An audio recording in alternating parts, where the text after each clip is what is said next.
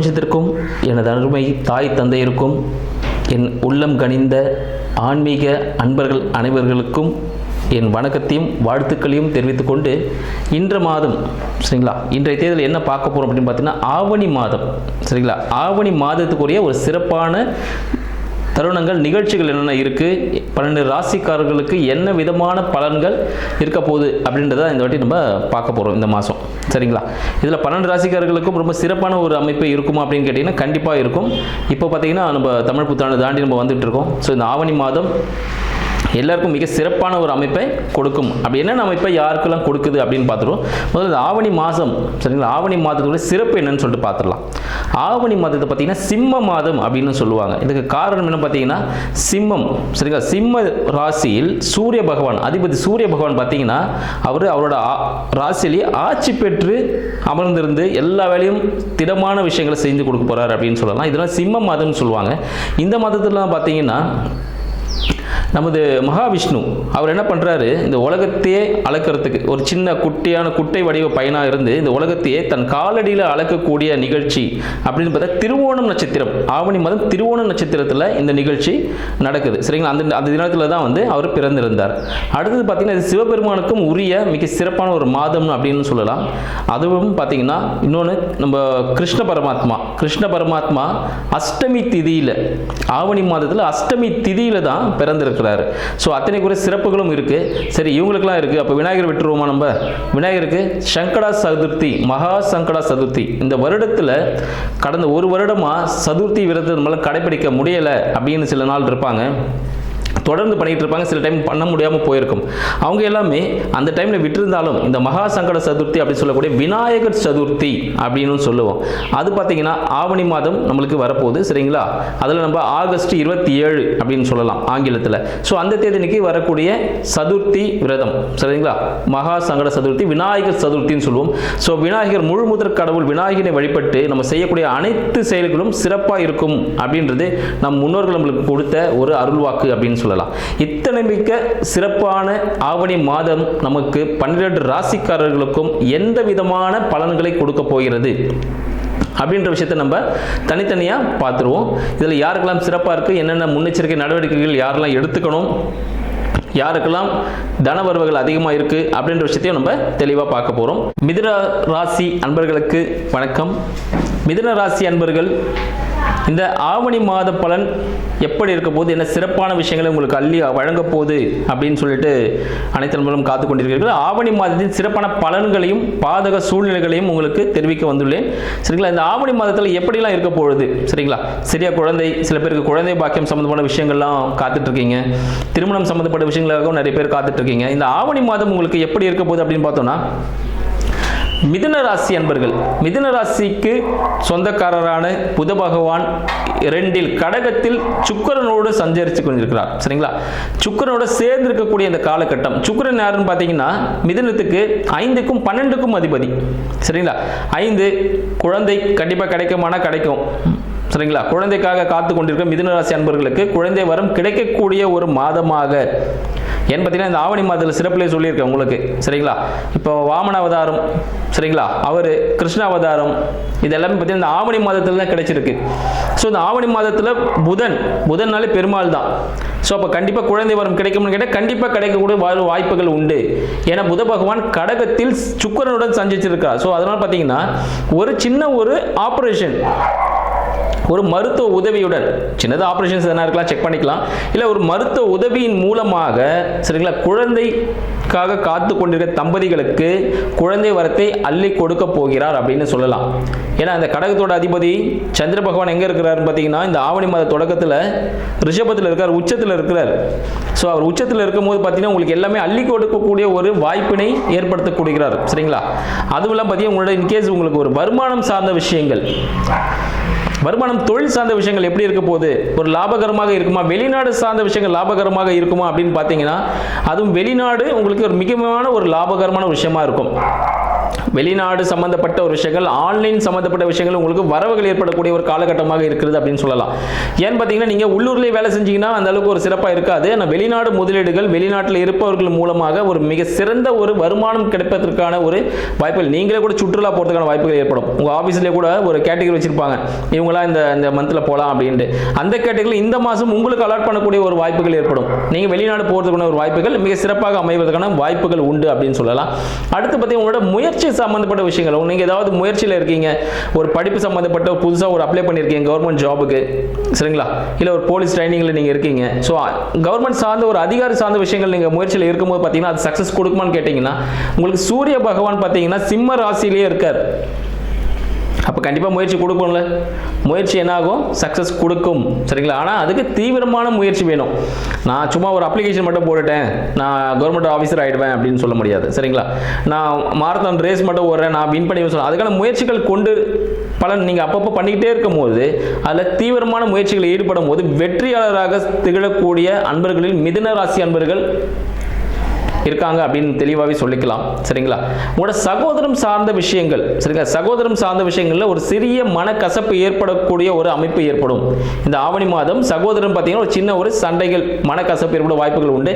கோபமாக யாரும் பேசிடாதீங்க. மிதுன ராசி அன்பர்கள் கோவப்படாமல் கொஞ்சம் சாந்தமாக பேசும்போது பார்த்தீங்கன்னா அந்த சண்டைகள் உங்களுக்கு சுபகமாக முடியக்கூடிய ஒரு அமைப்புன்னு சொல்லலாம். அடுத்து யாராவது வீடு வண்டிலாம் விற்கணும் அப்படின்னு ஆசைப்பட்டு கூடி இருக்கக்கூடிய மிதுன ராசி அன்பர்கள், ரொம்ப நாளாக ஒரு வீடு இருக்குது விற்க முடியாமல் இருக்குது, அண்ட் ரொம்ப நாளாகவே பார்த்தீங்கன்னா ஒரு வண்டி விற்க முடியாமல் வச்சுருக்கேன், பழைய வண்டியாக இருக்குது விற்க முடியாமல் இருக்குது அப்படின்னு பார்த்தீங்கன்னா அந்த வண்டி வாகனங்கள் வீடு எல்லாமே பார்த்தீங்கன்னா இந்த ஆவணி மாதம் நீங்கள் விற்க ட்ரை பண்ணிங்கன்னா கண்டிப்பாக அந்த வீடு விற்றுரும், அந்த வண்டி வாகனம் விற்கப்படும் அப்படின்னு சொல்லலாம், சரிங்களா. இந்த மாதம் கண்டிப்பாக ட்ரை பண்ணுங்கள். ஆவணி மாதத்தில் உங்களுக்கு வீடு வண்டி வாகனம் விற்கக்கூடிய அமைப்பு, பங்கு பிரிச்சுக்கணும் அப்படின்னு நினச்சிங்கன்னா அது பங்கு பிரித்து அந்த பங்கு உங்களுக்கு லாபகரமாக வரக்கூடிய அமைப்பு உங்களுக்கு இந்த ஆவணி மாதத்தில் இருக்குன்னே சொல்லலாம், சரிங்களா. அடுத்தது உங்கள் வேலையில் பார்த்தீங்கன்னா நிறைய வேலை இருக்குங்க, வேலைக்கு வந்து குறைவே இருக்காது, வேலை செஞ்சுக்கிட்டே இருக்க மாதிரி இருக்கும். ஆனால் அந்தளவுக்கு ப்ராஃபிட் மட்டும் கொஞ்சம் கம்மியாக தான் வரும். இந்த உடல் உபாதைகள், சரிங்களா, வேலையின் காரணமாக உடல் தொந்தரவுகள் ஏற்படக்கூடிய ஒரு காலகட்டமாக இந்த மிதுன ராசிக்கு இந்த ஆவணி மாதம் இருக்குன்னு சொல்லலாம். இந்த ஆவணி மாதத்தில் பார்த்தீங்கன்னா நிறைய வேலை செய்யணும், நிறைய ஹார்ட் ஒர்க் பண்ணாலும் ஆனால் உங்களுக்கு சேலரி அதே சேலரி தான் கிடைக்கும். ஆனால் நிறைய வேலை செய்யணும். தொழிலாளர்கள் கூட, உங்க கூட இருக்க சக தொழிலாளர் கூட நீங்கள் நட்பு பாராட்டணும். அவங்கள எந்த விதமாக பகச்சிக்காதீங்க, அவங்களே ஒரு எதிரியாக மாறக்கூடிய ஒரு அமைப்பு ஏற்படும். உங்களோட வருமானம் குடும்பத்தில் ஒரு சின்ன பிரச்சனைகளை அவங்கள ஏற்படுத்தக்கூடிய ஒரு காலகட்டமாக இருக்கும். அதனால அவங்கள்ட்ட லிமிட்டாக கூட வேலை செய்யணும், லிமிட்டாக என்னப்பா என்ன அவ்வளோதான், வேலை முடிஞ்சதா அதோட கிளம்பி வந்துடணும். அதுபோல் இருந்தீங்கன்னா உங்களுக்கு நல்ல ஒரு வாழ்க்கை அமையத்துக்கான வாய்ப்புகள் உண்டு. உங்களுக்கு தொழிலும் சிறப்பாக அமைத்துள்ள வாய்ப்புகள் உண்டு. ஆனால் என்ன பார்த்தீங்கன்னா ஒரு ரன்னிங், இன்கேஸ் ஒரு இன்சூரன்ஸ் துறையில் இருக்கீங்க, ஒரு டிராவல் துறையில் இருக்கீங்கன்னா உங்களுக்கு சிறப்பாக இருக்கும், சரிங்களா. அதை விட்டு நான் ஒரு இடத்துல உட்காந்துட்டே இருப்பேன், நான் உட்காந்துட்டு ஒரு வேலை செஞ்சுட்டு இருப்பேன், ஹோட்டலில் முதலில் இருக்கக்கூடிய அவங்களுக்கு அந்த அளவுக்கு சிறப்பாக இருக்கும்னு கேட்டிங்கன்னா இருக்காது, சரிங்களா. ஆக்சுவலி பார்த்தீங்கன்னா ஆவணி மாதம் முதலாளிகளுக்கு சிறப்பாக இருக்கும், ஹோட்டல் துறை சிறப்பாக இருக்கும். ஆனால் ஹோட்டல் முதலாளியாக நான் ஒரு இடத்துல உட்காந்துட்டே இருப்பேன் அப்படின்னா அது சிறப்பாக இருக்காது. நம்ம கொஞ்சம் வேலைகளை கொஞ்சம் செய்ய ஆரம்பிச்சோம்னா அது நம்மளுக்கு மிக்க பலன்களை அதிகமாக கொடுக்கும் அப்படின்னு சொல்லலாம், சரிங்களா. அதுபோல் பார்த்தீங்கன்னா நீங்கள் குலதெய்வம் தந்தைக்கு எப்படி இருக்கும், நீங்கள் குலதெய்வம் விஷயங்கள் பார்த்தீங்கன்னா குலதெய்வ வழிபாடு செய்தீங்கன்னா மிக சிறப்பான ஒரு அமைப்பை கொடுக்கும். குலதெய்வ வழிபாடு உங்களுக்கு மிக அடுத்த லெவல் கொண்டு போய், யாராவது குலதெய்வ வழிபாடு கொஞ்ச நாள் பண்ணாமல் இருந்திருப்போம். ஸோ குலதெய்வ மிதுன ராசி அன்பர்கள் குலதெய்வ வழிபாடு செய்யும்போது பார்த்தீங்கன்னா மிக சிறப்பான விஷயத்தை அவங்களுக்கு எடுத்து கொடுக்கும். அதனால் குலதெய்வ வழிபாடுகள் நீங்கள் செய்யுங்க. அடுத்து பார்த்தீங்கன்னா நீங்கள் உங்களோட இஷ்ட தெய்வங்கள், சரிங்களா, உங்கள் இஷ்ட தெய்வங்கள் நாகம் சம்பந்தப்பட்ட ஒரு இஷ்ட தெய்வமாக வரதுக்கான வாய்ப்புகள் உண்டு. உங்கள் கனவுகளை நாகம் வரதுக்கான வாய்ப்புகள் உண்டு. அதனால நாகம் வந்துருச்சுன்னா பயந்துட்டு என்ன ஆச்சு ஏதாச்சு அப்படின்னு பயப்பட வேண்டாம்.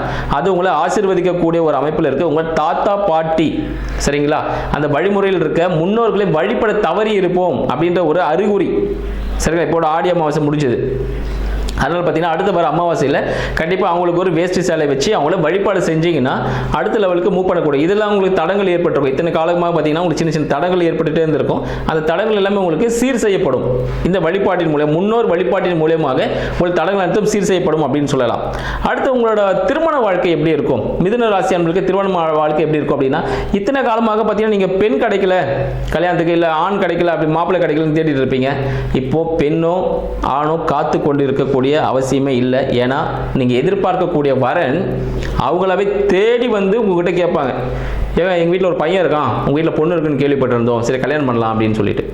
ஸோ இது போல ஒரு அமைப்பு யாருக்கெல்லாம் மிதுன ராசி அன்பர்களுக்கு திருமணம் தடையாக இருந்ததோ, தடை இப்போ நீங்கி அவங்களை தேடி வந்து திருமண வாழ்க்கைக்கு உங்களை அழைச்சிட்டு போகக்கூடிய ஒரு காலகட்டமாக இந்த மிதுன ராசி அன்பர்களுக்கு இந்த காலகட்டம் இருக்குன்னு சொல்லலாம்.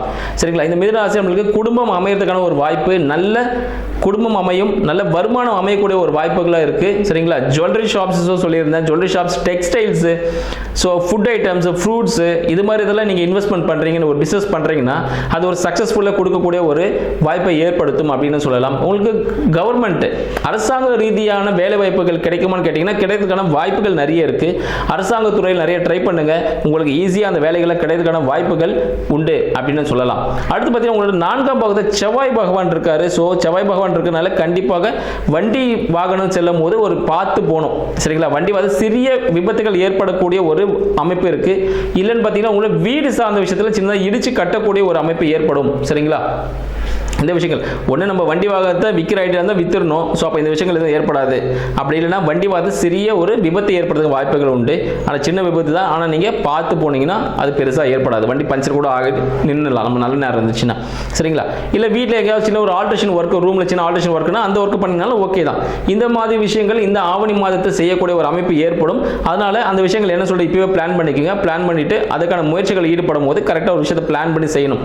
சரி, வடிவேல் சார் ஒரு விஷயம் சொல்லியிருப்பாரு, எதில் இருந்தாலும் பிளான் பண்ணி செய்யணும்னு சொல்லிட்டு அது இந்த மிதுன ராசி அன்பர்கள் மிக சிறப்பாகவே செய்வீங்க. அந்த விஷயங்கள் செய்யும்போது பார்த்தீங்கன்னா இந்த ஆவணி மாதம் உங்களுக்கு ரொம்ப சக்சஸ்ஃபுல்லாக இருக்கக்கூடிய ஒரு ஆவணி மாதமாக திகழ்கிறது சொல்லலாம்.